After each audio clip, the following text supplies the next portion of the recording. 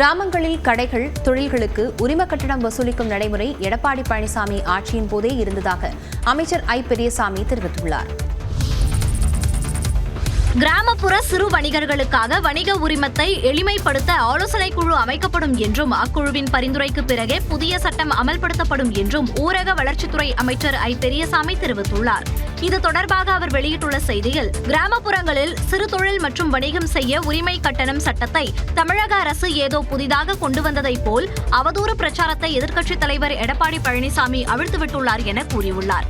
இது அவரது ஆட்சி காலத்திலும் அமலில் இருந்தது என்றும் அமைச்சர் கூறியுள்ளார். மேலும் புதிய சட்டம் தொடர்பாக முதலமைச்சரிடம் வணிகர் சங்க பேரமைப்பு கோரிக்கை மனு அளித்த நிலையில் அதன் அடிப்படையில் சிறு வணிகர்கள் உரிமை பெறும் நடைமுறையை எளிமைப்படுத்த முடிவு எடுக்கப்பட்டுள்ளதாக கூறியுள்ள அமைச்சர் ஐ. பெரியசாமி, துறை அலுவலர்கள் மற்றும் வணிக சங்க பிரதிநிதிகள் குழுவை அமைத்து பரிசீலனை செய்யப்படும் என்றும் அந்த பரிந்துரை அடிப்படையில் புதிய சட்டத்தை அமல்படுத்துவது குறித்து முடிவு எடுக்கப்படும் என்றும் தெரிவித்துள்ளார். நாளை முதல் இந்தியாவிலிருந்து அமெரிக்காவுக்கு ஏற்றுமதி செய்யப்படும் பொருட்களுக்கு 25% வரி விதிக்கப்படும் என்று அந்நாட்டு அதிபர் டிரம்ப் அறிவித்துள்ளார். இந்தியா அமெரிக்கா இடையே வர்த்தக ஒப்பந்தம் எட்டப்படாவிட்டால் 25% வரை வரி விதிக்கப்படும் என்று இந்தியாவுக்கு ஏற்கனவே டிரம்ப் எச்சரிக்கை விடுத்திருந்தார். இதற்கான காலக்கெடு முடிவடையும் நிலையில் கூடுதல் வரி விதிப்பை தனது ட்ரூத் சமூக வலைதள பக்கத்தில் டிரம்ப் அறிவித்தார். இதில் ஆகஸ்ட் 1 முதல் இந்திய பொருட்களுக்கு 25 விழுக்காடு இறக்குமதி வரி மற்றும் ரஷ்யாவிடமிருந்து கச்சா எண்ணெய் வாங்குவதற்காக அபராதம் விதிக்கப்படும் என்றும் டிரம்ப் அறிவித்துள்ளார். அதனைத் தொடர்ந்து வெள்ளை மாளிகையில் செய்தியாளர்களிடம் பேசிய டிரம்ப், உலகிலேயே அதிக வரி விதிக்கும் நாடாக இந்தியா இருப்பதாக கூறினார். ஆனால் தற்போது வரியை குறைக்க இந்தியா முன்வந்திருப்பதாகவும் இந்தியாவுடன் தொடர்ந்து வர்த்தக பேச்சுவார்த்தை நடைபெறுவதாகவும் கூறினார். இந்தியா அமெரிக்கா இடையே வர்த்தக ஒப்பந்தம் ஏற்படுமா என்பது குறித்து இந்த வார இறுதிக்குள் தெரியவரும் என்றும் டிரம்ப் தெரிவித்தார். இந்திய பொருட்கள் மீதான வரியை 25% உயர்த்தி அமெரிக்க அதிபர் டிரம்ப் அறிவித்துள்ளது குறித்தும் அதன் தாக்கம் குறித்தும் கவனத்துடன் ஆராய்ந்து வருவதாக மத்திய அரசு விளக்கம் தந்துள்ளது. இந்தியா அமெரிக்கா இடையே வர்த்தக ஒப்பந்தங்களை இறுதி செய்யும் பேச்சுவார்த்தை கடந்த சில மாதங்களாக நடந்து வந்ததாக மத்திய அரசு தெரிவித்துள்ளது. அதில் இருதரப்பிற்கும் பலன் தரும் வகையில் சமநிலையிலான ஒப்பந்தம் என்ற நிலைப்பாட்டில் இந்தியா தெளிவாக இருந்ததாகவும் குறிப்பிட்டுள்ளது. இந்த நிலையில் அமெரிக்க அதிபரின் தற்போதைய பரஸ்பர வர்த்தகம் தொடர்பான அறிவிப்பின் தாக்கத்தை கவனமாக ஆய்வு செய்து வருவதாகவும் விளக்கம் தந்துள்ளது. விவசாயிகள், தொழில் முனைவோர், சிறு குறு தொழில்களின் நலனை பாதுகாப்பதற்கும் மேம்படுத்துவதற்கும் அரசு முக்கியத்துவம் அளித்து வருவதாகவும் குறிப்பிட்டுள்ளது. அமெரிக்காவின் வரி விதிப்பு காரணமாக ஏற்றுமதி செய்யப்படும் தோல், கிரானைட் பொருட்கள் அதிகளவில் பாதிக்கப்படும் என்று பொருளாதார நிபுணர் ஆனந்த் சீனிவாசன் தெரிவித்துள்ளார். இன்னும் பேச்சுவார்த்தை நடந்துட்டு இருக்குது. எப்போ வேணால் அந்த பேச்சு வேணா ட்ரம்ப் பல வாட்டி டாரிஃப் அனௌன்ஸ் பண்ணிட்டு அதை திரும்பி வாங்கியிருக்கிறாரு. அதனால் பேச்சுவார்த்தை நடந்து சக்ஸஸ்ஃபுல்லாக இருந்தால் மாறிடும். நண்பர்களான மோடியும் ட்ரம்பும் பேசி சுமூக முடிவு எடுக்கவும் வாய்ப்பு உள்ளதாகவும் அவர் குறிப்பிட்டுள்ளார். 7, 6, 5, 4, 3, 2, 1, 0. All L40 engines generating nominal thrust. S139 motor ignited. இஸ்ரோவின் புவி கண்காணிப்பு செயற்கைக்கோளான நிசார் ஸ்ரீஹரிகோட்டாவிலிருந்து வெற்றிகரமாக விண்ணில் பாய்ந்த காட்சியே இது. இந்திய விண்வெளி ஆராய்ச்சி அமைப்பான இஸ்ரோ அமெரிக்க விண்வெளி நிறுவனமான நாசாவுடன் இணைந்து உருவாக்கியுள்ள அதிநவீன புவி கண்காணிப்பு செயற்கைக்கோள் நிசார். இந்த செயற்கைக்கோள் GSLV F-16 ராக்கெட் மூலம் ஆந்திர பிரதேசத்தின் ஸ்ரீஹரிகோட்டாவில் உள்ள சதீஷ் தவான் விண்வெளி மையத்திலிருந்து விண்ணில் ஏவப்பட்டது. சுமார் 2392 கிலோ எடை கொண்ட செயற்கைக்கோள் திட்டமிட்டபடி ராக்கெட்டிலிருந்து பிரிந்து புவியின் சுற்றுவட்ட பாதையில் நிலைநிறுத்தப்பட்டது. இது ஒவ்வொரு 97 நிமிடங்களுக்கும் ஒரு முறை பூமியை சுற்றி வந்து புவியின் மேற்பரப்பை படம் பிடித்து 12 நாட்களுக்கு ஒரு முறை தகவலை அனுப்பி வைக்கும். நிலச்சரிவை நம்ம கொஞ்சம் முன்கூட்டியே கணிக்கலாம். பேரிடர்கள் ஏற்பட்டா என்ன செய்யணும் என்பதற்கு பயன்படுத்தலாம். இதை நாசாவும் இஸ்ரோவும் இணைந்து விண்வெளியில செலுத்தினாலும் இந்த மாதிரியான விண்கலங்கள் அறிவியல் விண்கலங்கள், அதாவது ஆராய்ச்சிக்காக இருக்கக்கூடிய விண்கலங்கள். ஆகையினால இதுலேருந்து வரக்கூடிய தரவு மொத்தமும் பொதுவெளியில் தான் இருக்கும். மூடுபனி, அடர்ந்த மேகங்கள், பனி அடுக்குகள் உள்ளிட்டவற்றை ஊடுருவி சென்று கண்காணிக்கும் நிசார் விமானம் மற்றும் கப்பல் போக்குவரத்துக்கு பெரிதும் உதவும் என்று எதிர்பார்க்கப்படுகிறது. Next event is the NISAR separation, which is perhaps very close. जी हाँ, जैसा अपेक्षित था NISAR spacecraft separated. DSLV F-16 NISAR our mission accomplished successfully.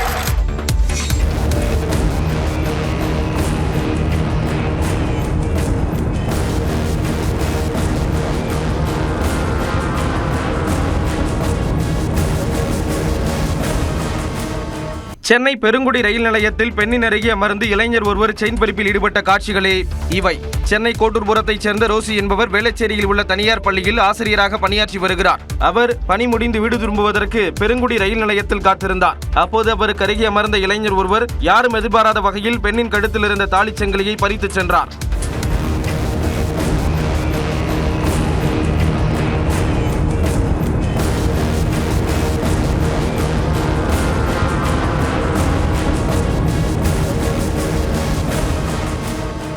இது தொடர்பாக வழக்கு பதிவு செய்து விசாரணை மேற்கொண்ட திருவான்மியூர் இருப்பு பாதை காவலர்கள் செயின் பறிப்பில் ஈடுபட்ட இளைஞரை கைது செய்தனர். விசாரணையில் அவர் விழுப்புரம் மாவட்டத்தைச் சேர்ந்த பாலாஜி என்கிற சவுந்தர் என்பது தெரிய வந்துள்ளது.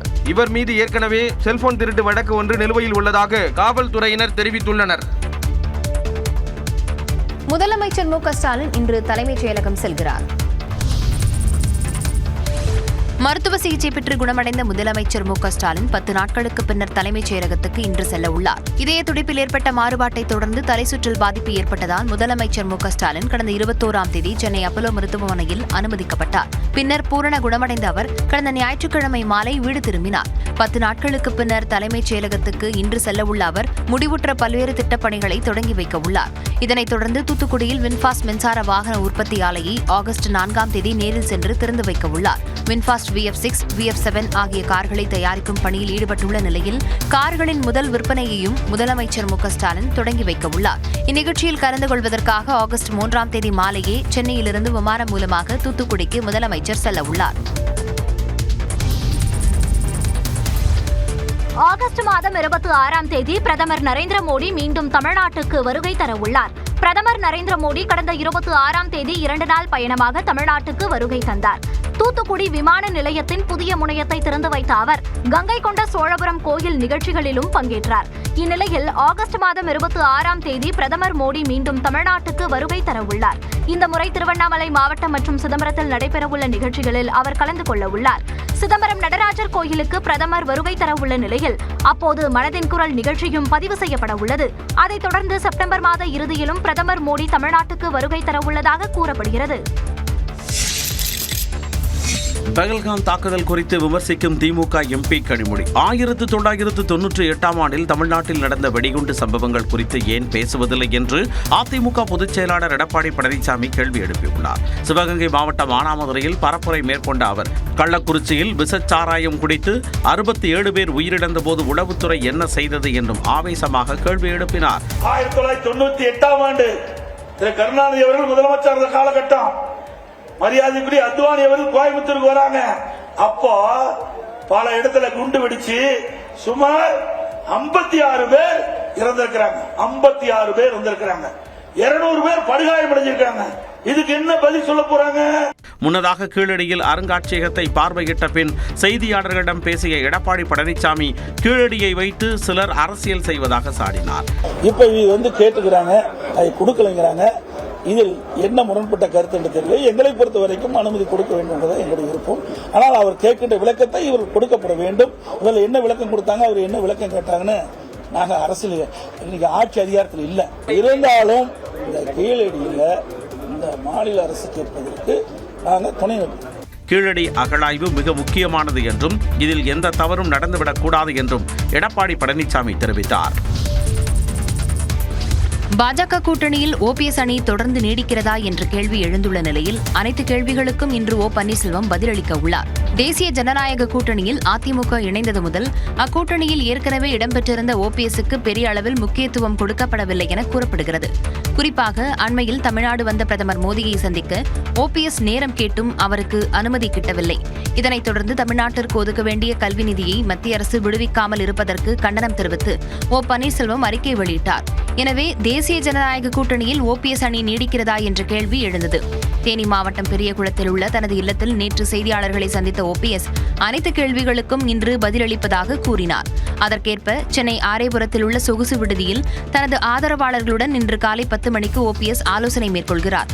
அதன் பிறகு செய்தியாளர்களை சந்திக்க உள்ள அவர் கூட்டணி குறித்த நிலைப்பாடு மற்றும் தனது அடுத்த கட்ட நடவடிக்கை குறித்து அறிவிப்பார் என எதிர்பார்க்கப்படுகிறது. நெல்லை ஆணவ கொலை வழக்கில் கொலையாளியின் தந்தையான காவல் உதவி ஆய்வாளர் 3 நாட்களுக்கு பின் கைது செய்யப்பட்டு சிறையில் அடைக்கப்பட்டுள்ளார். நெல்லையில் காதல் விவகாரத்தில் மென்பொறியாளர் ஆணவ கொலை செய்யப்பட்ட வழக்கில் பெண்ணின் தந்தையான உதவி ஆய்வாளர் கைது செய்யப்பட்டார். ஆணவ கொலை வழக்கில் பெண்ணின் பெற்றோரை கைது செய்யும் வரை கவினின் உடலை வாங்க மாட்டோம் என்று கூறி அவரது குடும்பத்தினர் 3 நாட்களாக போராட்டத்தில் ஈடுபட்டு வந்தனர். கவினின் பெற்றோருக்கு ஆதரவாக ஆறுமுகமங்கலம் சுற்றுவட்டாரத்தில் உள்ள 20க்கும் மேற்பட்ட கிராமங்களைச் சேர்ந்த பெண்கள் தூத்துக்குடி நெல்லை 4 வழிச்சாலையில் மங்களகிரி விளக்கு அருகே மறியலில் ஈடுபட்டனர்.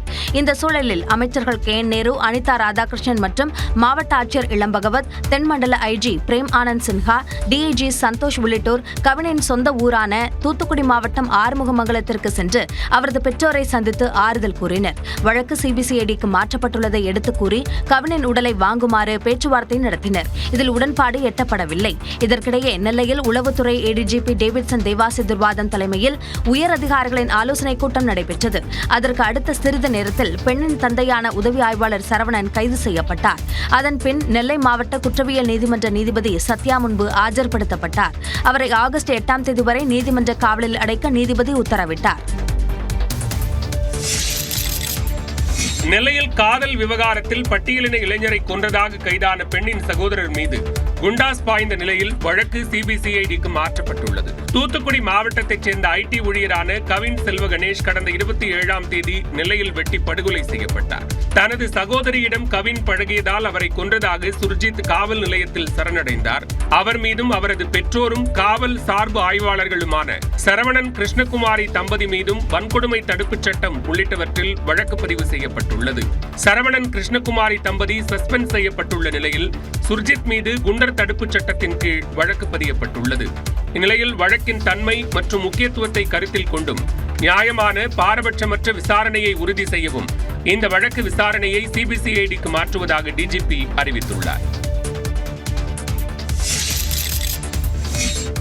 மருத்துவ கலந்தாய்வில் தாயும் மகளும் கலந்து கொண்டு MBBS சீட் பெற்று சாதனை படைத்துள்ளனர். தமிழ்நாட்டில் மருத்துவ மாணவர் சேர்க்கைக்கான கலந்தாய்வு புதன்கிழமை தொடங்கியது. இதில் மாற்றுத்திறனாளிகளுக்கான நேர்முக கலந்தாய்வு சென்னையில் நேரில் நடைபெற்றது.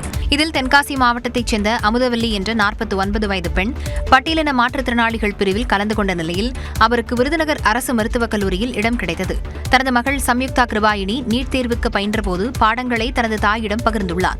அதனால் ஏற்பட்ட ஆர்வத்தால் தாயும் நீட் தேர்வு எழுதி 147 மதிப்பெண் பெற்றார்.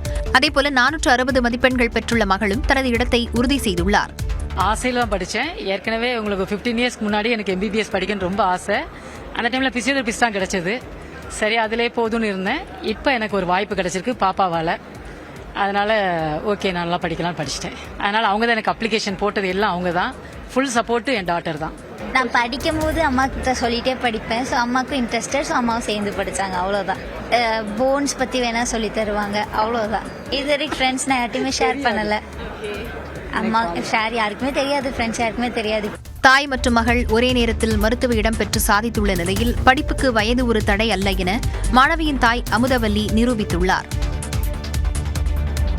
டெல்டா மாவட்டங்களில் நாளை மறுநாள் கனமழை தொடங்க உள்ளது. தமிழ்நாட்டில் வரும் சனிக்கிழமை முதல் மீண்டும் கனமழை தொடங்க உள்ளது. தஞ்சாவூர், திருவாரூர், நாகப்பட்டினம், மயிலாடுதுறை, புதுக்கோட்டை மற்றும் காரைக்கால் மாவட்டங்களில் ஆகஸ்ட் 2ஆம் தேதி முதல் 5ஆம் தேதி வரை 4 நாட்களுக்கு கனமழை பெய்ய வாய்ப்புள்ளதாக வானிலை ஆய்வு மையம் தெரிவித்துள்ளது. கடலூர் மாவட்டத்தில் ஆகஸ்ட் 3ஆம் தேதி முதல் 3 நாட்கள் கனமழை பெய்யும் என கணிக்கப்பட்டுள்ளது. விழுப்புரம் மாவட்டத்தில் 3ஆம் தேதியும், அரியலூர் மாவட்டத்தில் 4 மற்றும் 5ஆம் தேதிகளிலும் கனமழை பெய்யும் என எதிர்பார்க்கப்படுகிறது. சிவகங்கை, ராமநாதபுரம் மாவட்டங்களில் ஆகஸ்ட் 5ஆம் தேதி கனமழை பெய்யும் என வானிலை ஆய்வு மையம் கணித்துள்ளது. சென்னையில் 2 நாட்கள் லேசான மழைக்கு வாய்ப்புள்ளது. அதே நேரம் 2 நாட்களுக்கு தமிழ்நாட்டின் ஒரு சில பகுதிகளில் வெப்பநிலை 2 முதல் 4 டிகிரி செல்சியஸ் வரை அதிகரிக்க வாய்ப்புள்ளது. அதிக ஈரப்பதமும் இருக்கும் நிலையில் தென் தமிழ்நாடு மற்றும் வட தமிழ்நாடு கடலோர மாவட்டங்களில் அசௌகரியம் ஏற்படவும் வாய்ப்புள்ளதாக வானிலை ஆய்வு மையம் தெரிவித்துள்ளது.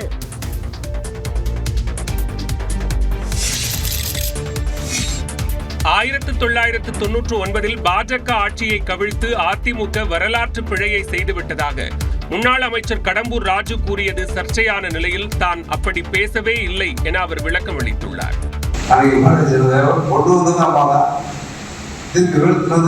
அந்த பெரிய வரலாற்று பிழையை செஞ்சதோட விளைவு என்னன்னா 14 வருஷம் இந்த மத்திய அரசு திமுக ஆயிடுச்சு. இன்னைக்கு இவ்வளவு பொருளாதாரமும் இவ்வளவு வசதியாகிப்போட அந்த அதிகாரம் அவங்களுக்கு கிடைச்சதுன்னா இந்த அதிகாரம் திமுகவுக்கு இன்னைக்கு இந்த இவ்வளவு அதிகாரத்தை கொடுத்ததே பாரதிய ஜனதா கட்சி. அந்த நன்றியோட வந்து இன்னைக்கு என்னமோ தீண்டத்தகாத கட்சியா பார்க்க கூட்டணி இல்லாமல் சொன்னா நாங்கள் தனிச்சுன்னா நாங்கள் எங்களுக்கு தெரியும் ஒரு சீட்டு செய்யுங்கிறது எங்களுக்கு தெரியும். தெரிஞ்சதை நேரில் சந்திச்சோம். ஏதாவது அன்னைக்கு காண சொன்னது ஒவ்வொரு நேரம் நடந்தோம். தெய்வத்துக்கு நிகராக நாங்கள் வணங்குகின்ற புரட்சித் தலைவர் அம்மா அவர்களை விமர்சிக்க வேண்டும். விமர்சிக்கின்ற வார்த்தை எங்களுக்கு கனவுல கூட வராது. அந்த வகையில் நான் அன்ற என்ன கருத்து என்று சொன்னேன் என்று சொன்னால், இது தவறுதலாக அரசியல் காரணங்களுக்காக இது தெரிவித்து கூறப்பட்டிருக்கிறது என்பதை நான் தெரிவித்துக் கொள்கிறேன். 1999 மத்திய பாஜக அரசை கவிழ்த்து வரலாற்று பிழை செய்ததாக ஜெயலலிதாவை மறைமுகமாக விமர்சித்த முன்னாள் அமைச்சர் கடம்பூர் ராஜுவுக்கு காங்கிரஸ் மாநில தலைவர் செல்வ பெருந்தகை காட்டமாக பதிலளித்துள்ளார். எம்ஜிஆர் ஜெயலலிதா சித்தாந்தத்திலிருந்து அதிமுக நகர்ந்து கொண்டிருப்பதாகவும் வேறு ஒரு கட்சியின் பிடியில் இருப்பதாகவும் விமர்சித்துள்ளார். எம்ஜிஆருடைய சித்தாந்தம் அம்மையார் ஜெயலலிதா சித்தாந்தத்தை விட்டு நகர்ந்து போய் கொண்டிருக்கிற அதிமுக யாரோ ஒரு கட்சியுடைய பிடியில் மாட்டிக்கொண்டு இருக்கிறது தான் இதோடைய பொருள். இதுதான் உண்மை மெய்ப்பொருளாக இருக்கும். ஆகவே இதையே அதிமுக தொண்டர்கள் ஏற்றுக்கொள்ள மாட்டார்கள். எடப்பாடி பழனிசாமி உண்மையிலேயே ஜெயலலிதாவின் விசுவாசியாக இருந்திருந்தால் கடம்பூர் ராஜுவை கட்சியிலிருந்து நீக்கி இருக்க வேண்டும் என்று அதிமுக முன்னாள் எம்பியும் கட்சியிலிருந்து நீக்கப்பட்டு வருமான KC பழனிசாமி தெரிவித்துள்ளார். எடப்பாடி பழனிசாமி உண்மையிலேயே அதிமுக காரராக இருந்தால், ஜெயலலிதா அம்மாவின் விசுவாசியாக இருந்திருந்தால் இந்நேரம் அவரை கட்சியை விட்டு நீக்கியிருக்கணும். மேலும் பாஜகவை விமர்சித்த தன்னையும் அண்ணாவை விமர்சித்த அண்ணாமலையும் எதிர்த்த அதிமுக ஜெயலலிதாவை கொச்சைப்படுத்தி பேசிய கடம்பூர் ராஜுவை அனுமதிப்பது ஜெயலலிதாவின் மீதுள்ள விசுவாசத்தை கேள்விக்குள்ளாக்குவதாகவும் தெரிவித்துள்ளார். வெற்றி பேரணியில் தமிழ்நாடு என்ற பெயரில் பரப்புரை இயக்கத்தை விஜய் தொடங்கியுள்ளார். தமிழக வெற்றிக் கழகத்தின் உறுப்பினர் சேர்க்கை செயலியை வெளியிட்ட விஜய் அண்ணா வழியில் பயணிப்போம் என்று கூறியுள்ளார். சென்னை பனையூரில் உள்ள அலுவலகத்தில் வெற்றி பேரணியில் தமிழ்நாடு என்ற பரப்புரை இயக்கம் தொடங்கப்பட்ட நிலையில் திமுக மற்றும் பாஜகவை விமர்சித்து வீடியோ ஒளிபரப்பப்பட்டது. மதவாத கொள்கை எதிரிகள் முன்னிற்க, கொள்கை மறந்த அரசியல் எதிரிகள் கொல்லைப்புறமாக அவர்களுக்கு துணை நிற்க ஓரணியில் திரண்டிருக்கிறது ஆதிக்கத்தின் கூட்டு. இதனைத் தொடர்ந்து தாவேகா உறுப்பினர் சேர்க்கை செயலியை அந்த கட்சியின் தலைவர் விஜய் அறிமுகம் செய்து வைத்தார். உறுப்பினர் அடையாள அட்டையையும் வழங்கினார்.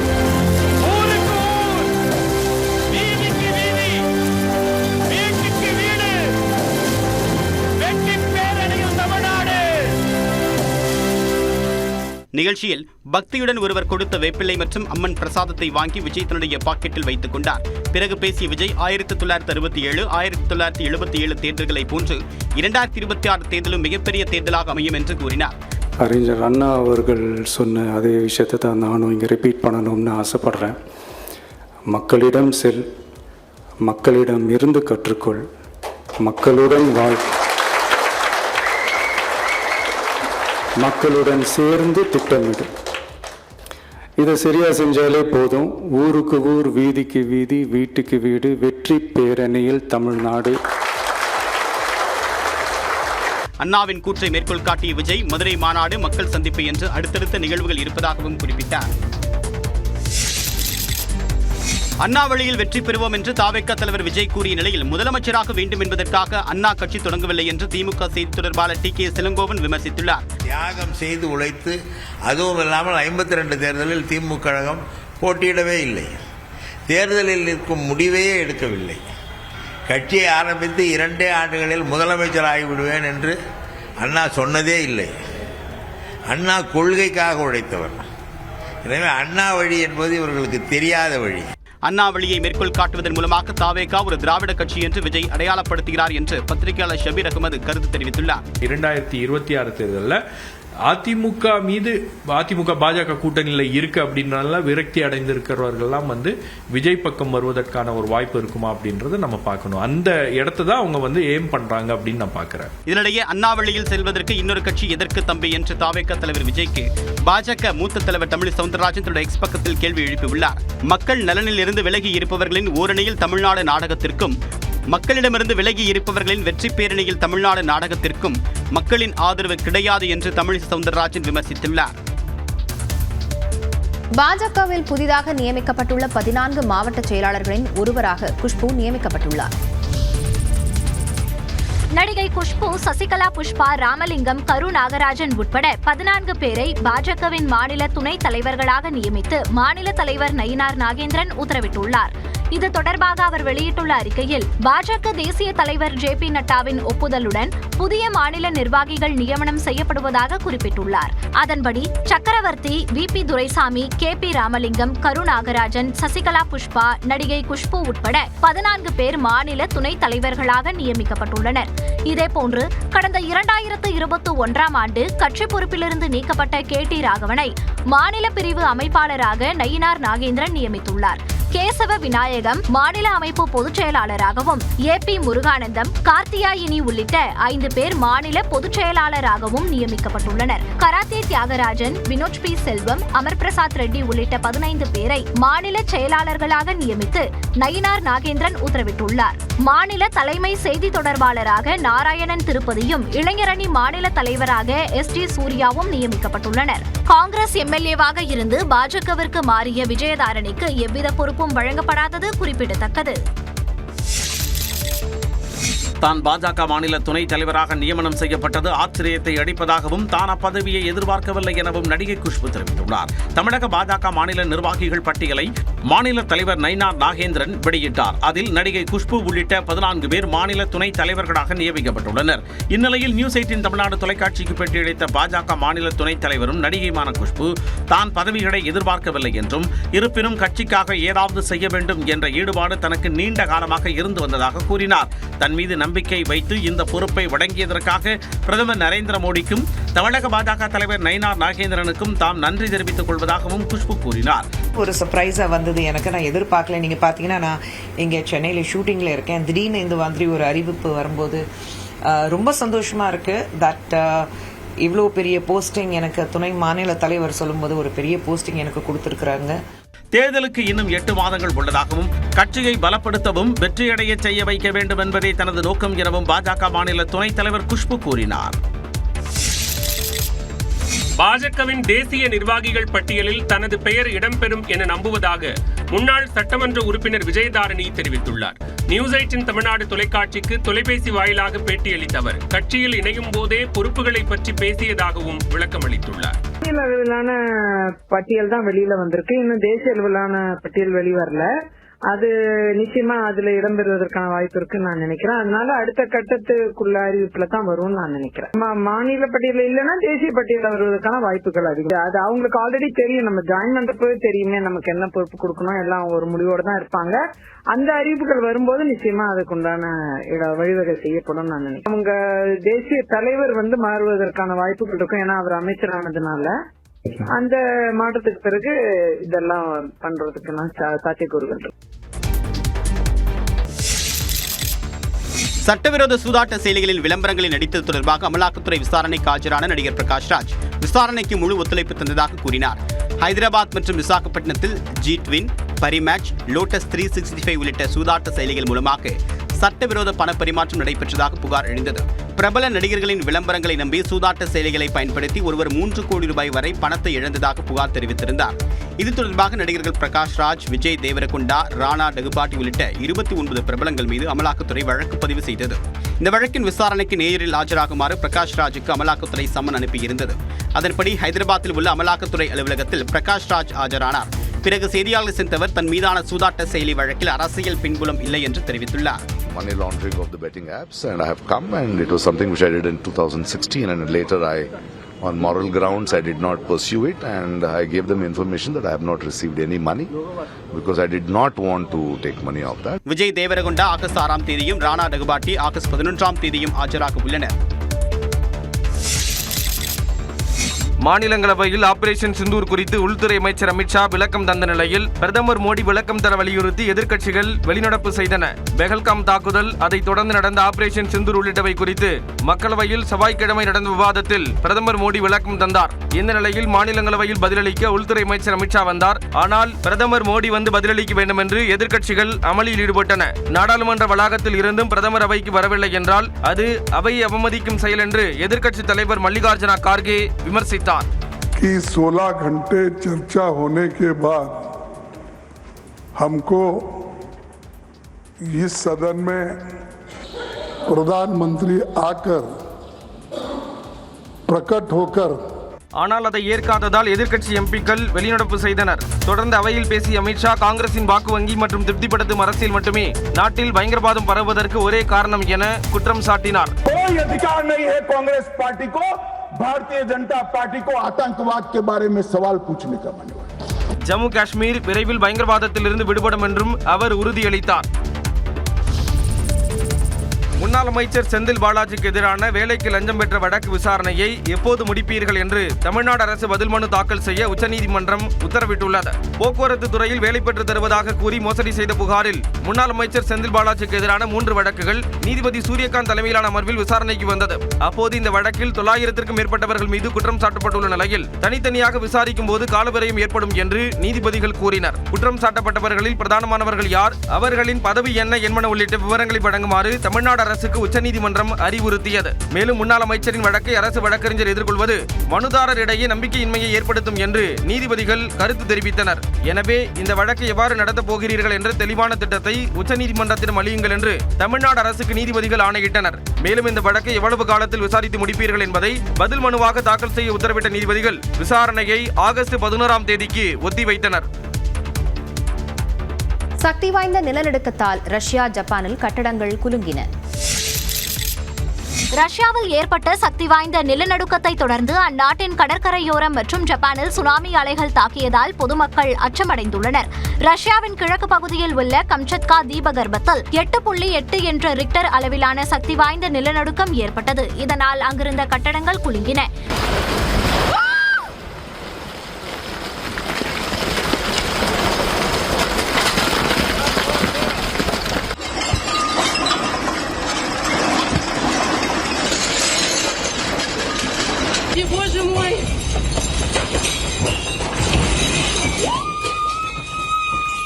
இதனையடுத்து சில மணி நேரத்தில் கம்சத்கா தீபகற்பம், குரில் தீவு, சக்லைன் தீவு என ரஷ்யாவின் 3 இடங்களில் சுனாமி அலைகள் தாக்கின. குரில் தீவின் வடக்கு பகுதியில் உள்ள சக்லைனில் அவசர நிலை பிரகடனப்படுத்தப்பட்டது.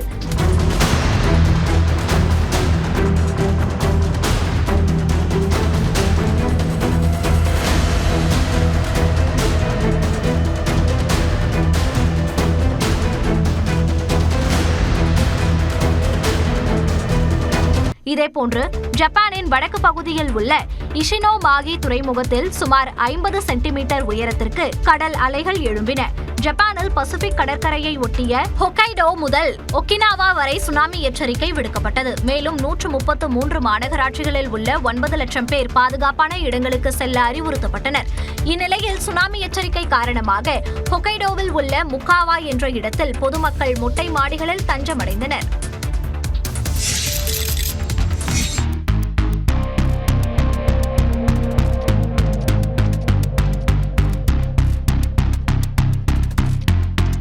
ரஷ்யாவின் கம்சட்காவில் மருத்துவர்கள் அறுவை சிகிச்சை மேற்கொண்டிருந்த போது நிலநடுக்கம் ஏற்பட்ட அதிர்ச்சியூட்டும் காட்சி வெளியாகியுள்ளது.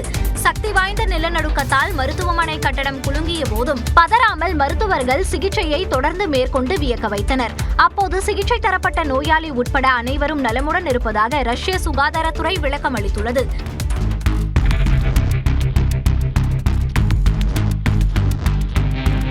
இதேபோன்று கம்சட்காவில் சக்தி வாய்ந்த நிலநடுக்கத்தால் நீர்நிலை அருகே உள்ள மலையிலிருந்து மண் மளமளவென சரிந்து விழுந்தது.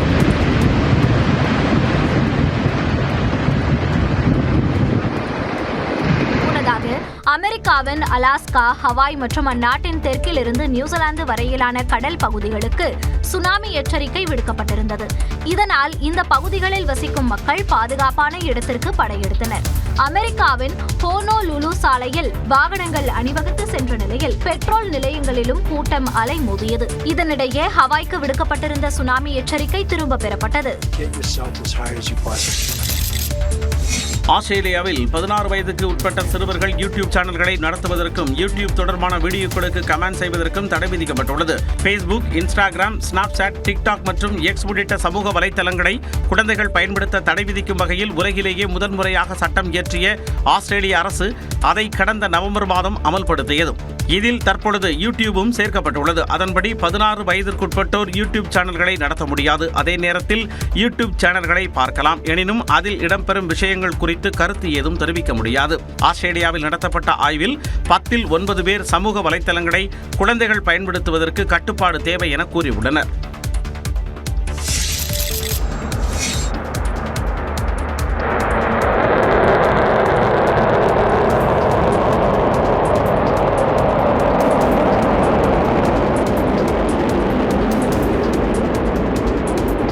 முதல் முறையாக ஆஸ்திரேலியாவில் தயாரிக்கப்பட்ட ராக்கெட் தான் புறப்பட்ட 14வது நொடியில் இப்படி வெடித்து சிதறியது. சிறிய ரக செயற்கைக்கோள்களை விண்ணில் ஏவும் வகையில் இந்த ஏரிஸ் ராக்கெட் வடிவமைக்கப்பட்டிருந்தது. ஆஸ்திரேலியாவிலேயே தயாரிக்கப்பட்ட முதல் ராக்கெட் என்ற பெருமையுடன் போவன் நகரிலிருந்து ஏவப்பட்டது. 23 மீட்டர் உயரமுடைய இந்த ராக்கெட் புறப்பட்ட 14வது நொடியில் ஏவுதளம் அருகேயே விழுந்து வெடித்தது.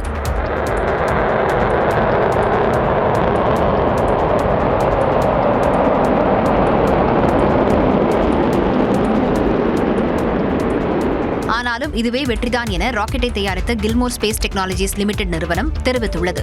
என்ஜின்கள் சரியாக செயல்பட்டதாகவும் தாங்கள் எதிர்பார்த்தது நடந்துள்ளதாகவும் அந்த நிறுவனம் தெரிவித்துள்ளது. World championship of legends cricket தொடரில் இருந்து இந்தியா விலகிய நிலையில் பாகிஸ்தான் நேரடியாக இறுதிப் போட்டிக்கு தகுதி பெற்றது. கிரிக்கெட்டில் இருந்து ஓய்வு பெற்ற வீரர்களை கொண்ட அணிகள் பங்கேற்கும் world championship of legends cricket தொடர் இங்கிலாந்தில் நடைபெற்று வருகிறது. இதில் இந்தியா, பாகிஸ்தான், தென்னாப்பிரிக்கா, ஆஸ்திரேலியா, இங்கிலாந்து, மேற்கிந்திய தீவு அணிகள் பங்கேற்றன. இதில் பெஹல்காம் தாக்குதலை காரணம் காட்டி பாகிஸ்தானுக்கு எதிரான லீக் போட்டியை இந்திய அணி புறக்கணித்தது. இந்த நிலையில் இந்தியா, பாகிஸ்தான் அணிகள் அரையிறுதிக்கு தகுதி பெற்ற நிலையில் இரு அணிகளுக்கும் இடையிலான போட்டி எட்ஜ்பஸ்டன் மைதானத்தில் இன்று நடைபெறுவதாக இருந்தது. எனினும் இந்த போட்டியையும் புறக்கணிப்பதாக தொடரில் இருந்து விலகுவதாகவும் யுவராஜ் சிங் தலைமையிலான இந்திய அணி அறிவித்தது. இதை உறுதி செய்த போட்டி அமைப்பாளர்கள் பாகிஸ்தான் அணி நேரடியாக இறுதிப் போட்டியில் விளையாடும் என அறிவித்துள்ளனர். ஈரோடு ரயில் நிலையத்தில் நடைமேடைக்கும் ரயிலுக்கும் இடையில் சிக்கியவர் மீட்கப்பட்டார்.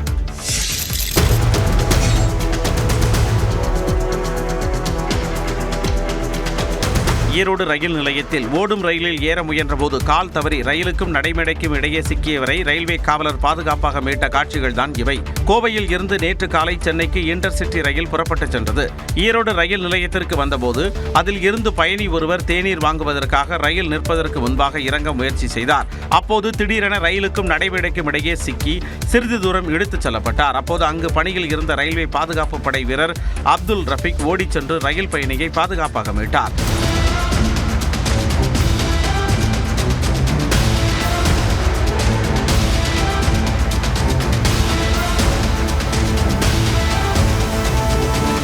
இது தொடர்பான சிசிடிவி காட்சி வெளியான நிலையில் சேலம் கோட்ட ரயில்வே பாதுகாப்பு படை ஆணையர் சௌரவ் குமார் அப்துல் ரஃபீக்கை பாராட்டி சான்றிதழ் மற்றும் வெகுமதி வழங்கினார்.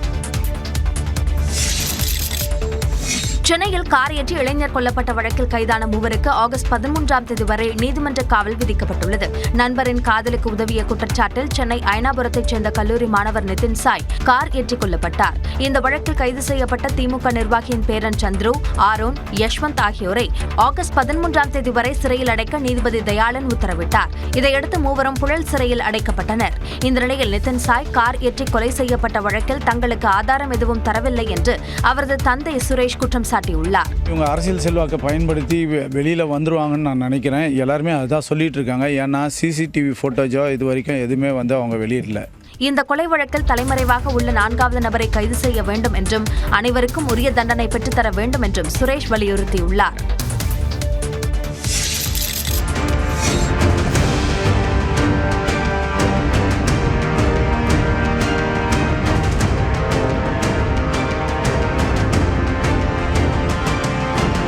பாதுகாப்பு கோரிய இந்த காதல் ஜோடியை விருத்தாச்சலம் காவல் நிலையத்திலேயே உறவினர்கள் தாக்கியது அதிர்ச்சியை ஏற்படுத்தியுள்ளது.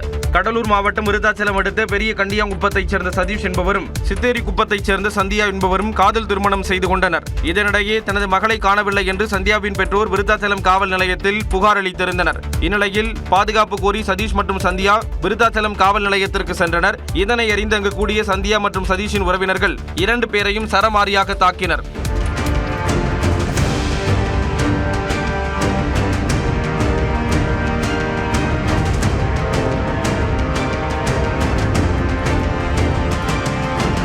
இருவரும் ஒரே சமூகத்தை சார்ந்தவர்கள் என்று கூறப்படும் நிலையில் காதலுக்கு இரு வீட்டிலும் சம்மதம் தெரிவிக்கவில்லை.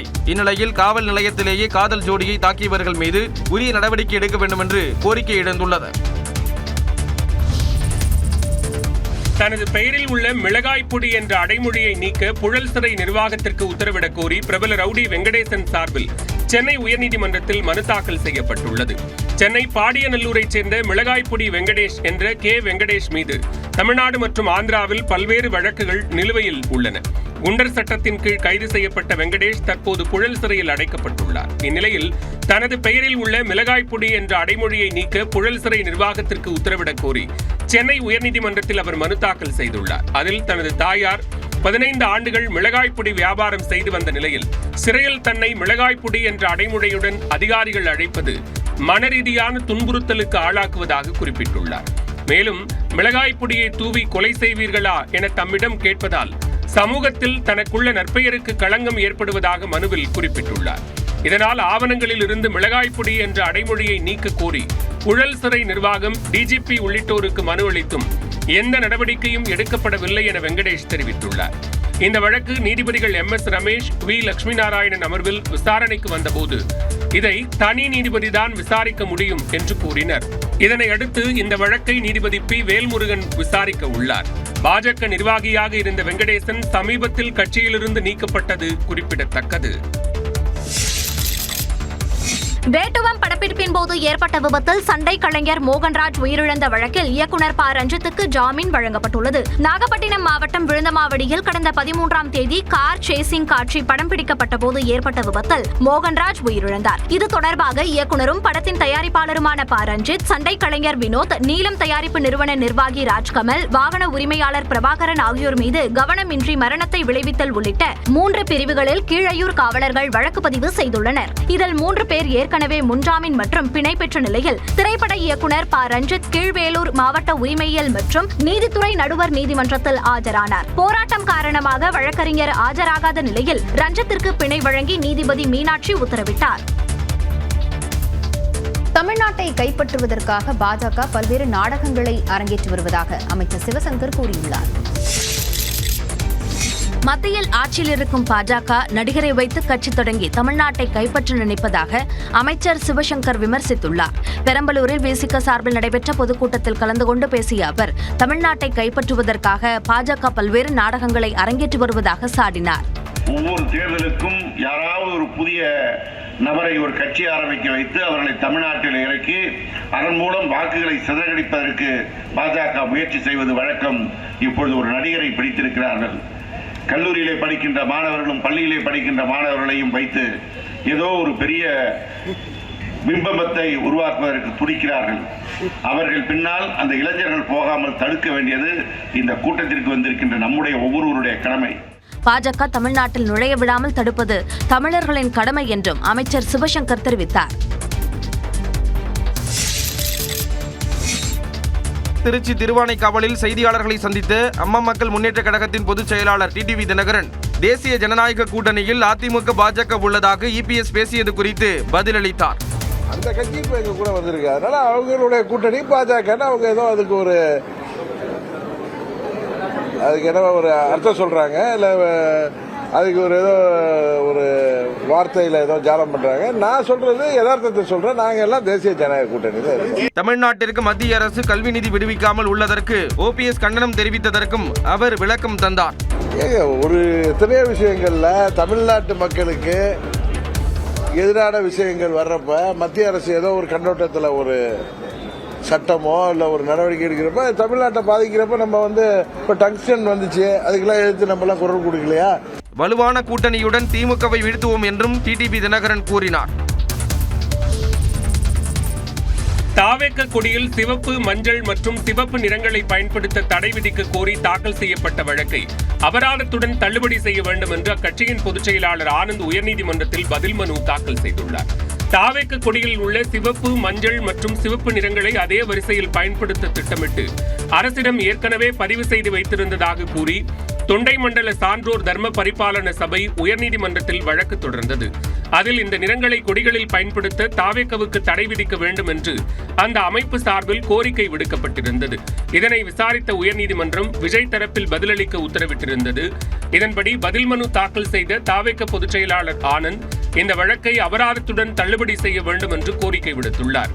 நடிகர் விஜய் அரசியலில் பங்கேற்பதை தடுக்க வேண்டும் என்ற அற்ப காரணத்துக்காக இந்த வழக்கு தாக்கல் செய்யப்பட்டிருப்பதாக அவர் தெரிவித்துள்ளார். மேலும் தாவேக்க கொடியில் உள்ள சிவப்பு, மஞ்சள், சிவப்பு நிறங்களை பயன்படுத்த தடை விதித்தால் தங்களது அரசியல் இருப்பை பாதிப்படைய செய்யும் என்று ஆனந்த் குறிப்பிட்டுள்ளார்.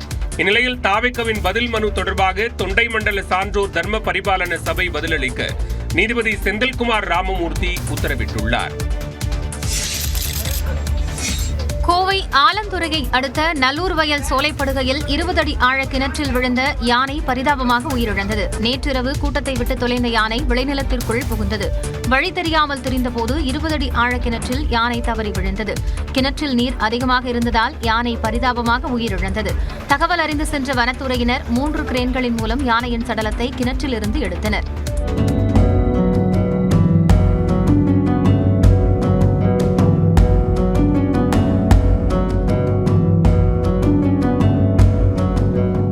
கடந்த 3 ஆண்டுகளாக இப்பகுதியில் யானைகள் முகாமிட்டிருப்பதாக பொதுமக்கள் குற்றம் சாட்டுகின்றனர். இந்நிலையில் யானைகளை அடர் வனப்பகுதிக்குள் விரட்ட வேண்டும் என்பதே அவர்களின் கோரிக்கை.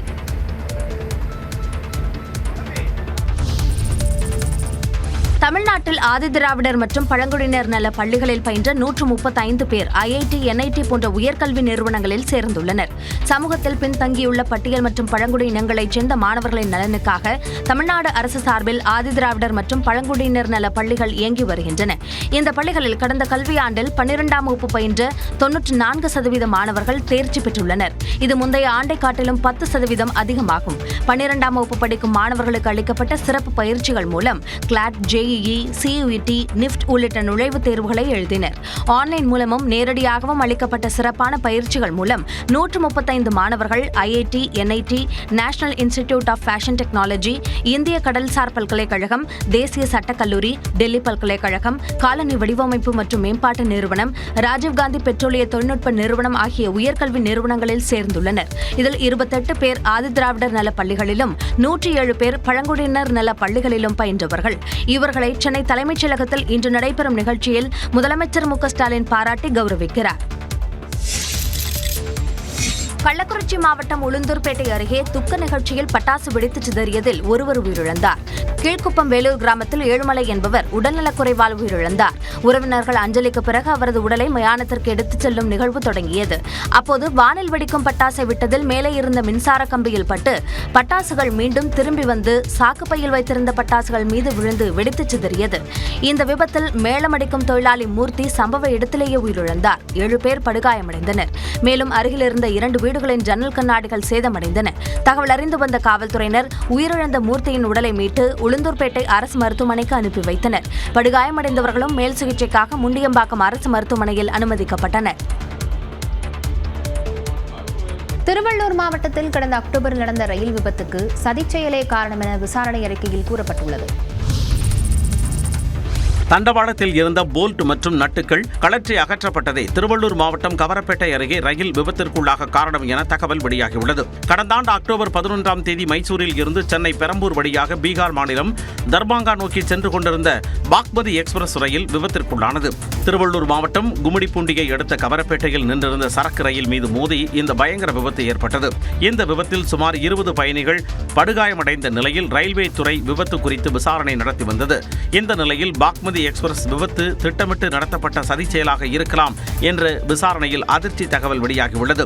தண்டவாளத்தில் இருந்த போல்ட்டுகள் மற்றும் நட்டுகள் வலுக்கட்டாயமாக அகற்றப்பட்டதே விபத்திற்கு காரணம் என விசாரணை அறிக்கையில் தெரிவிக்கப்பட்டுள்ளது. இதுகுறித்து விசாரணை தீவிரப்படுத்தப்பட்டுள்ளது. திருவாரூர் மாவட்டம் திருத்துறைப்பூண்டியில் பைனான்சியர் வீட்டிற்குள் புகுந்த கொள்ளை கும்பல் குடும்பத்தினரை கத்திமுனையில் நிறுத்தி கொள்ளையடிக்க முயன்ற சம்பவம் பரபரப்பை ஏற்படுத்தியுள்ளது. திருத்துறைப்பூண்டியைச் சேர்ந்த கார்த்தி பைனான்ஸ் தொழில் செய்து வரும் நிலையில் தனது மனைவி பிரியா, மகள்கள் வர்ஷா, தாரா ஆகியோருடன் வசித்து வருகிறார். இவரது வீட்டில் சில ஆண்டுகளுக்கு முன் திருத்துறைப்பூண்டியைச் சேர்ந்த குமார் தோட்ட வேலை பார்த்து வந்தார். இதன் பின்னர் மலேசியா சென்று ஹோட்டலில் வேலை செய்துவிட்டு சமீபத்தில் குமார் ஊர் திரும்பியுள்ளார். கார்த்தி வீட்டில் கொள்ளையடிக்க திட்டமிட்ட குமார் மலேசியாவில் தன்னுடன் பழகிய சரவணன், இளவரசன், கோபி, விமலன் ஆகிய 4 பேரை திருவாரூர் வரவைத்துள்ளார். பைனான்சியர் கார்த்திக் வீட்டிற்கு முகமூடி அணிந்து 5 பேரும் சென்றுள்ளனர். 3 பேர் வீட்டிற்குள் செல்லவும் 2 காவலுக்காக வீட்டின் வெளியே நின்றுள்ளனர். பைனான்சியரின் மனைவி மற்றும் மகள்களை கத்தி முனையில் மிரட்டி நகைகளை கழற்றித் தருமாறு மிரட்டியிருக்கின்றனர். இவர்களை தடுக்க வந்த கார்த்திக்கையும் கொள்ளை கும்பல் கத்தியால் தாக்கியது. இதனால் அலறிய கார்த்திக் மற்றும் அவரது மனைவி, மகள்களின் சத்தம் கேட்டு அக்கம் பக்கத்தினர் ஓடி வரவும் வெளியே நின்றிருந்த குமாரும் விமலனும் தப்பித்து ஓடினர். வீட்டினுள் இருந்த சரவணன், இளவரசன், கோபியை மடக்கி பிடித்த அக்கம் பக்கத்தினர் அவர்களை காவலர்களிடம் ஒப்படைத்தனர். வீட்டின் வெளியே நின்றிருந்த குமாரையும் விமலனையும் பொதுமக்கள் துரத்தும் சிசிடிவி காட்சிகள் வெளியாகியுள்ளன. மருத்துவ கலந்தாய்வில் சிறப்பு பிரிவு மற்றும் 7.5% உள் இடஒதுக்கீட்டில் இடங்களை தேர்வு செய்தவர்களுக்கு கல்லூரிகளில் சேர்வதற்கான ஆணைகளை மருத்துவத்துறை அமைச்சர் மா. சுப்பிரமணியன் வழங்கினார். 2025-26 ஆண்டிற்கான மருத்துவம் மற்றும் பல் மருத்துவ கலந்தாய்வு தொடங்கிய நிலையில் அரசு பள்ளி மாணவர்களுக்கான 7.5% ஒதுக்கீட்டுக்கு மட்டும் நேரடியாக சென்னை ஓமந்தூரார் அரசு பன்னோக்கு மருத்துவமனையில் கலந்தாய்வு நடைபெற்றது. இதில் மருத்துவம் மற்றும் மக்கள் நல்வாழ்வுத்துறை அமைச்சர் மா. சுப்பிரமணியன் பங்கேற்று 699 மாணவ மாணவிகளுக்கு கல்லூரிகளில் சேர்வதற்கான ஆணைகளை வழங்கினார். செய்தியாளர்களை சந்தித்த அவர் 7.5% உள் ஒதுக்கீட்டில் இடம் ஒதுக்கப்பட்ட மாணவர்களுக்கு கல்வி கட்டணம், விடுதி கட்டணம், உணவு கட்டணம் உட்பட அனைத்து கட்டணங்களுக்கும் தமிழ்நாடு அரசு பொறுப்பேற்கும் என்றார்.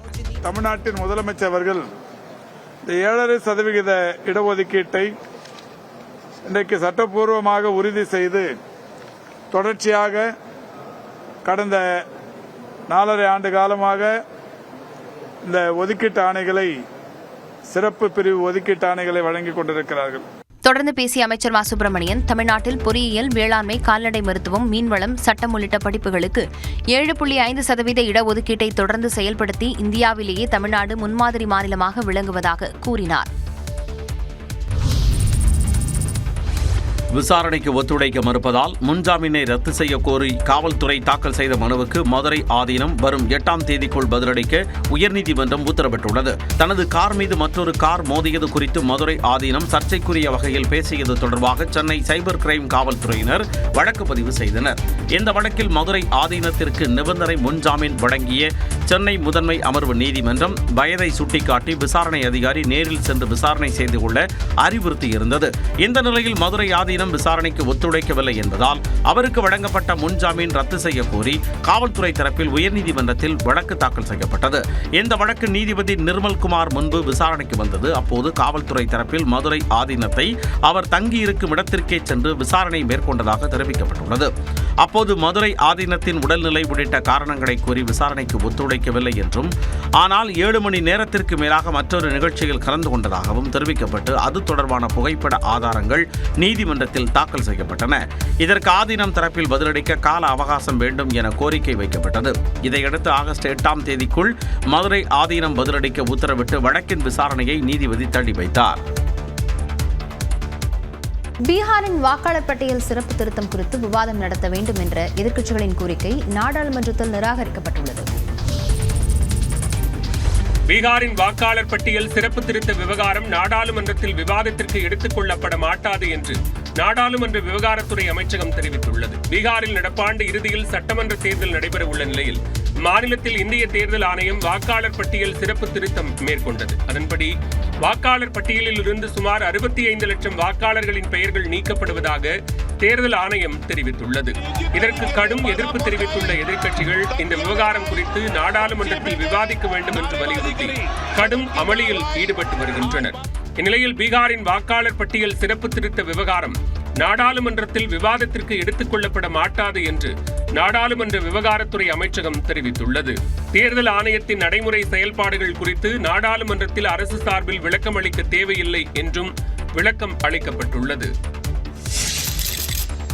பகல்காம் தீவிரவாத தாக்குதல் தொடர்பாக மாநிலங்களவையில் நடைபெற்ற விவாதத்தில் பிரதமர் ஏன் பேசவில்லை என கேள்வி எழுப்பியதற்கு அவமானப்படுத்தும் நோக்கில் மத்திய உள்துறை அமைச்சர் அமித்ஷா நடந்து கொண்டதாக திமுக மாநிலங்களவை குழு தலைவர் திருச்சி சிவா குற்றம் சாட்டியுள்ளார். பகல்காம் தீவிரவாத தாக்குதல் தொடர்பாக மாநிலங்களவையில் விவாதம் நடைபெற்றது. இதில் மத்திய உள்துறை அமைச்சர் அமித்ஷா கலந்து கொண்டு பேசிய நிலையில் இந்தியா கூட்டணி எம்பிக்கள் பிரதமர் பேச வேண்டும் என வலியுறுத்தினர். இதற்கு பதிலளித்த உள்துறை அமைச்சர் அமித்ஷா, பிரதமர் தான் பேச வேண்டுமா, நான் பேசினால் போதாதா என மிரட்டும் துணியில் பேசியதாக கூறி இந்தியா கூட்டணி எம்பிக்கள் குற்றம் சாட்டி வெளிநடப்பு செய்தனர். பிரதமருடைய கடமை என்பது நாடாளுமன்றத்திற்கு கட்டுப்பட்டு பதில் சொல்ல வேண்டியது. பெரிய விவாதங்களின் போது அவர் வர வேண்டும், எதிர்க்கட்சிகள் பேசுவதை கேட்க வேண்டும், பின்னர் பொறுப்புணர்ச்சியோடு பதில் சொல்ல வேண்டும். கேள்வி கேட்பதும் சந்தேகங்கள் எழுப்புவதும் எங்கள் கடமை. அதற்கு விளக்கம் தர வேண்டியது அரசாங்கத்தினுடைய பொறுப்பு. தொடர்ந்து பேசிய திமுக எம்பி திருச்சி சிவா, அவையின் மூத்த உறுப்பினரும் காங்கிரஸ் கட்சி தலைவருமான மல்லிகார்ஜுன கார்கேவை பேசவிடாமல் அவமானப்படுத்தியதாக குற்றம் சாட்டினார். சோழர்களை கொண்டாடும் பாஜக அரசு அவர்கள் கடல் வணிகம் செய்த பூம்புகார் மற்றும் செம்பனார் கோயில் கடற்கரை பகுதிகளில் அகழாய்வு செய்ய உத்தரவிட வேண்டும் என மயிலாடுதுறை எம்பி சுதா வலியுறுத்தியுள்ளார். நாடாளுமன்றத்தில் உரையாற்றிய அவர், சமீபத்தில் கங்கை கொண்ட சோழபுரம் வந்த பிரதமர் நரேந்திர மோடி மாமன்னர் ராஜேந்திர சோழன் முப்பெரும் விழாவில் பங்கேற்று சோழர்களின் பெருமையை உலகறியச் செய்வேன் என்று வாக்குறுதி கொடுத்ததாக சுட்டிக்காட்டியுள்ளார். அதன் அடிப்படையில் பூம்புகார் செம்பனார் கோயிலில் அகழாய்வு செய்ய வேண்டும் என்று கோரிக்கை விடுத்தார். I request the government to announce a special project, special team and special funds to do offshore evacuation along the coast of Poompuhar and Semanar Koil. Both are the ports of the great Cholas. சோழர்களின் பெருமை இந்தியாவின் பெருமை என சுட்டிக்காட்டிய நாடாளுமன்ற உறுப்பினர் சுதா, இந்த இரு பகுதிகளிலும் கடற்பகுதியில் அகழாய்வு செய்வதற்கு தனிக்குழு அமைத்து சிறப்பு நிதி ஒதுக்கீடு செய்தால் கீழடி போல் தொன்மையான பொருட்கள் கிடைக்கும் என்றும் தெரிவித்தார். தமிழ்நாட்டிற்கு 4.079% நிதி பகிர்ந்தளிக்கப்படுவதாக திமுக மாநிலங்களவை உறுப்பினர் கனிமொழி சோமுவின் கேள்விக்கு மத்திய நிதியமைச்சகம் பதிலளித்துள்ளது. நிதி பகிர்வில் தமிழ்நாடு ₹1 29 பைசாவுக்கும் குறைவாக பெறுவது உண்மையா என நாடாளுமன்றத்தில் கனிமொழி சோமு எழுத்துப்பூர்வமாக கேள்வி எழுப்பியிருந்தார். இதற்கு நேரடியாக பதிலளிக்காமல் 15வது நிதி ஆணையத்தின் பரிந்துரைப்படி 4.079% நிதி அளிக்கப்படுவதாக நிதியமைச்சகம் தெரிவித்துள்ளது. அதே நேரம் அதிகப்படியாக உத்தரப்பிரதேசத்திற்கு சுமார் 18%, பீகாருக்கு 10%, மத்திய பிரதேசத்திற்கு 7.8% நிதி தருவதாக குறிப்பிடப்பட்டுள்ளது. தென்னிந்தியாவை பொறுத்தமட்டில் ஆந்திரா 4.047%, கர்நாடகா 3.647%, கேரளா 1.925% நிதி பகிர்வு பெறுவதாக தெரிவிக்கப்பட்டுள்ளது. மாநிலங்களுக்கு இடையிலான நிதி பகிர்வு ஏற்றத்தாழ்வை சரி செய்து தமிழ்நாட்டிற்கு நியாயமான நிதி கிடைக்க மத்திய அரசு எடுத்துள்ள நடவடிக்கை என்ன என கனிமொழி சோமு கேள்வி எழுப்பிய நிலையில், மாநிலங்களுக்கு இடையே வரிகளின் நிகர வருமானத்தை பகிர்ந்தளிப்பதற்கான வழிமுறை நிதி ஆணையத்தால் அதற்குரிய காலத்தில் நிர்ணயிக்கப்படுவதாக நிதி அமைச்சகம் பதிலளித்துள்ளது.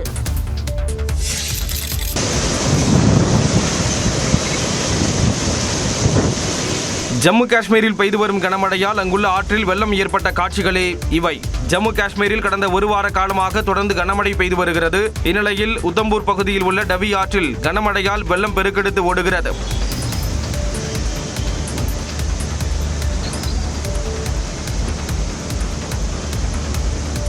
இதனால் ஆற்றங்கரையோர மக்கள் பாதுகாப்பாக இருக்கும்படி அறிவுறுத்தப்பட்டுள்ளது. இதேபோல ரஜௌரி பகுதியிலும் கனமழை கொட்டி தீர்த்தது. இதனால் தர்காலி, சக்டு ஆறுகளில் அபாய அளவை தாண்டி வெள்ளம் ஆர்ப்பரித்து ஓடுகிறது.